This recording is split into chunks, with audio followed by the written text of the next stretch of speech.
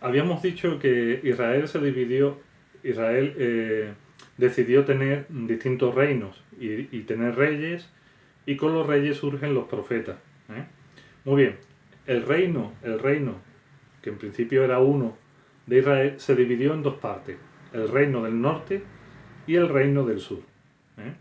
El sur tenía como capital Jerusalén, y allí eh, los reyes establecieron el templo de Jerusalén.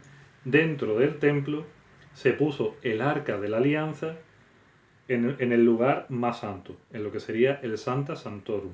¿Eh? Era un lugar cubierto donde solamente podía acceder el sumo sacerdote, no podía entrar nadie más.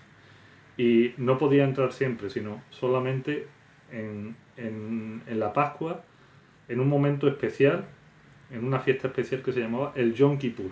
¿Eh? Ya hablaremos de ello, y si no, no pasa nada. Era el momento en que se perdonaban todos los pecados del pueblo, haciendo un sacrificio de un cordero. Se degollaba un cordero y esa sangre se esparcía en un altar y sobre la tienda del Arca de la Alianza. Bueno, eh, hemos dicho que el reino se dividió en dos partes. La parte norte ¿eh? fue invadida fue invadida por Asiria. Los asirios invadieron en el año 723, si no recuerdo mal, antes de Cristo. Invadieron esa parte y ya nunca fue reconquistada, ¿vale? No se volvió a conquistar, eso se perdió. Entonces toda la parte norte, eh, adoptaron otras costumbres y otra religión, la de los asirios, ¿de acuerdo? Y luego la parte sur sí se mantuvo más o menos fiel a la religión del pueblo de Israel, a Yahvé. Muy bien, pues la parte sur también fue conquistada por Babilonia y da lugar a un hecho histórico muy importante dentro del pueblo judío, que es el éxodo. El éxodo significa la salida. Si la parte norte había sido conquistada por Asiria y la parte sur por Babilonia, y sus habitantes se lo llevaron hacia Babilonia, ¿qué pasa? Pues que el pueblo de Israel había sido despojado, ¿eh? Había sido eliminado de la tierra prometida. Y esa tierra era para ellos un lugar santo. Había sido designado por Dios. Pues eso es una de las cosas eh, peores que ellos podían admitir. Ellos no admitían el perder su tierra, era la tierra prometida por Dios. ¿Eh? Bueno, pues allí en Babilonia estuvieron mucho tiempo. Los profetas ya no tenían reyes, tampoco tenían sacerdotes. Los únicos que se mantuvieron eran los profetas. Los profetas hablaban de Dios, recordaban cuáles eran las costumbres del pueblo judío para que no se perdieran. Estaban en Babilonia con otros dioses, con otra cultura. Muchos iban abandonando o perdiendo la religión y otros, ayudados por los profetas, se mantuvieron.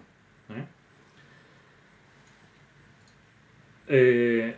Hubo un rey que volvió, perdón, hubo un rey persa, que conquistó Babilonia y dejó salir al pueblo de Israel hacia su tierra, a cambio de unos tributos y demás, pero los dejó salir hacia su tierra.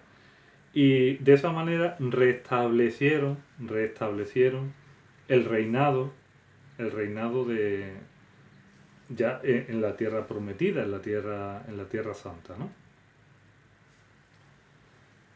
Mm, esto es importante. Esto es importante porque en ese tiempo que estuvieron de exilio en Babilonia,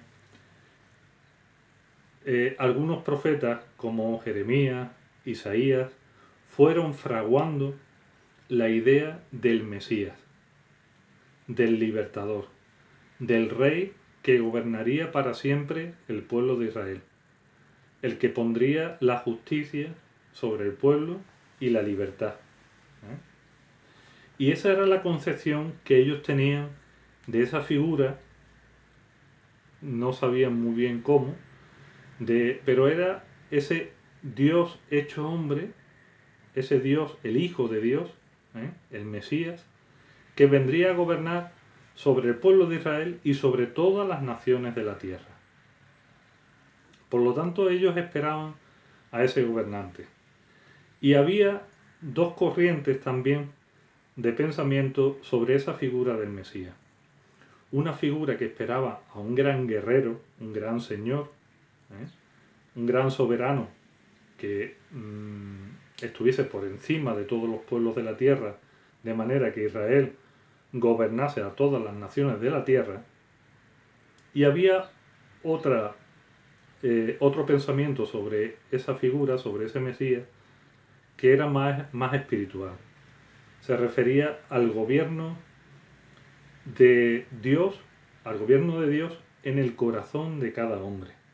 En el corazón de cada hombre. De manera que ese Mesías vendría para poner en el corazón de cada hombre el amor de Dios, la palabra de Dios viva. La palabra de Dios viva. Esto es muy importante porque de esta manera podemos entender por qué a Jesucristo no se le entiende por gran parte de los judíos como el Mesías esperado a lo largo del tiempo. Algunos lo aceptaron como el Mesías, como ese que venía a traer la palabra de Dios y a ponerla en el corazón de cada hombre, y otros no lo aceptaron, porque lo que esperaban era ese gran Señor, ese gran soberano, que gobernase sobre todas las naciones de la tierra. Y eso es lo que siguen esperando los judíos actualmente. Ellos siguen esperando al Mesías que tendrá que venir para gobernar por encima de todas las naciones de la tierra. Los cristianos creemos que Jesucristo es el Hijo de Dios que vino a poner esa palabra de Dios en el corazón de cada persona y establecer esa relación íntima entre Dios y el hombre.